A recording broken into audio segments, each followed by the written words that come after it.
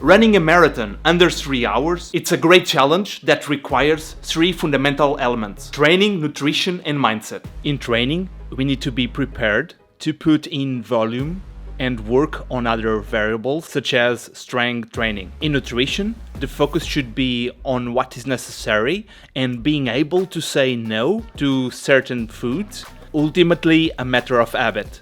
And there is the mindset, the ability to self-motivate when training doesn't go well and maintain the necessary consistency. Let me tell you my story of how I attempt to run a marathon under 3 hours while juggling a full-time job, family and kids. Before outlining the marathon-focused training plan, I did a lot of work on shorter races like 10 and 21 kilometers over the course of approximately a year of structured training. I progressed to running a 10 kilometers race in under than 14 minutes and a half marathon in under an hour and 30 minutes. Only then I did start a marathon specific training, which begins with a 24 weeks preparation period divided into 4 parts. Phase 1 focus on building the foundation with the base speed and specific strength works on inclines, short and progressive.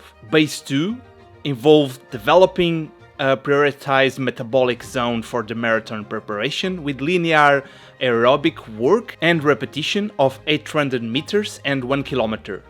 Phase 3, the focus shift to the marathon specific volume with zone 4 repetitions of longer distance, typically the marathon training such as 2, 3 and 4 kilometers. In parallel, there will be an increase weekly mileage every other week, starting with 1 hour and 30 minutes and progressing to 1 hour and 40 minutes, 1 hour and 50 minutes, and finally 2 hours and 30 minutes of running. The duration of these training sessions will be similar to the duration of the marathon. And the last one, phase 4. During the last 2 weeks, tapering will be implemented, reducing the training load and allow for complete recovery. I selected the Lisbon Marathon as a test race to check my current state of readiness for the marathon. I initially thought it would be interesting to aim for a time within 3 hours and 30 minutes, but as training progressed, I had several indicators that I could get closer to the 3 hours mark. However, that wasn't the case. In fact, it turned out to be one of my worst races. A few weeks prior, I had stepped back with kidney stones, which led to glycogen depletion.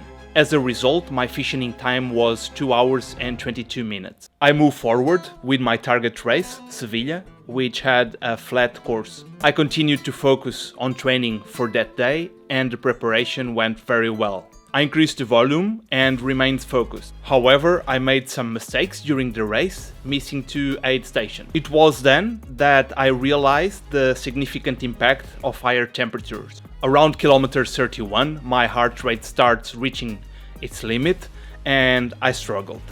My finishing time was 2 hours and 8 minutes. I had already signed up for the Paris Marathon as a family trip, with no intention of setting record. I saw it as an opportunity to relax and enjoy the run. The course had more elevations and I didn't have any time goal in mind. And that's where the story begins. I packed 2 types of running shoes, one for training and one focused on performance. I postponed the decision on which ones to use. Upon arriving in Paris, I rented an apartment to have control over my meals. This was something I had overlooked in Sevilla, where I had a restaurant meal that didn't sit well with me. I picked up my race bib and spent time with family. The day before the race, I follow my usual routine, maintaining my nutrition and carbohydrate intake. I prepared everything for the race day. I wore shorts, a t-shirt, a cap and carrier 9 gels, one 15 minutes before the race and then one every 5 kilometers. On the race day, I had in my mind that it would be a training run. I even considered wearing my training shoes until last hour before leaving home, when I decided to go with the performance shoes. The only difference was the carbon plate and the weight.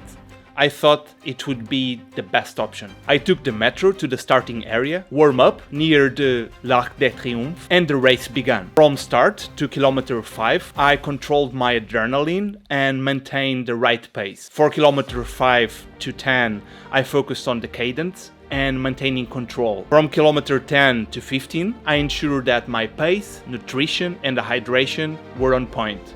Reaching the half marathon mark at kilometer 21 was when I felt the race truly began. Until kilometer 30, I tried to manage my efficiency, maintaining my pace and staying in the zone 3. For the first time, I started to think that running under 3 hours was possible. I was feeling really good. I passed kilometer 30 and covered the next 5-6 kilometers, constantly teetering between pushing myself and feeling the fatigue creeping in. Then, at kilometer 37, the moment arrived. The peak of fatigue where the energy becomes crucial. It was then that I realized my goal was slipping away. However, I also thought that it was just a training run. I don't know where I found the capacity to think that I was there in Paris with my family, spending money to see me finish. I decided to give it my all. I didn't know if I would make it or not, but I was going to give everything I had. I fought until kilometer 40 and it was very tough. From there, I tried to give my maximal effort. By kilometer 41, I was hyperventilating. The final kilometer was incredibly challenging, but I crossed the line in 2 hours, 59 minutes and 22 seconds. What a joy and happiness I felt. It was difficult to maintain the pace at the end and give everything I had, but I'm glad I did because I managed to hold on. It was mostly a mental battle because my body didn't want to continue. That's my message for you. Even in the worst moments, you always have some energy left, and most importantly, believe until the very end. I have to share this with you. The success of the races come from the training and our ability to make the right choices. And of course, it's important to have a strong mind to help us through the toughest moments. I have to tell you something about this channel. This will be just the beginning of other projects I want to share with you. And even if things are not going well, we need to understand what went wrong and improve for the next time. I'm really happy that you discovered this channel, and I hope I can see you in the future. Thank you for following, and see you in the next video.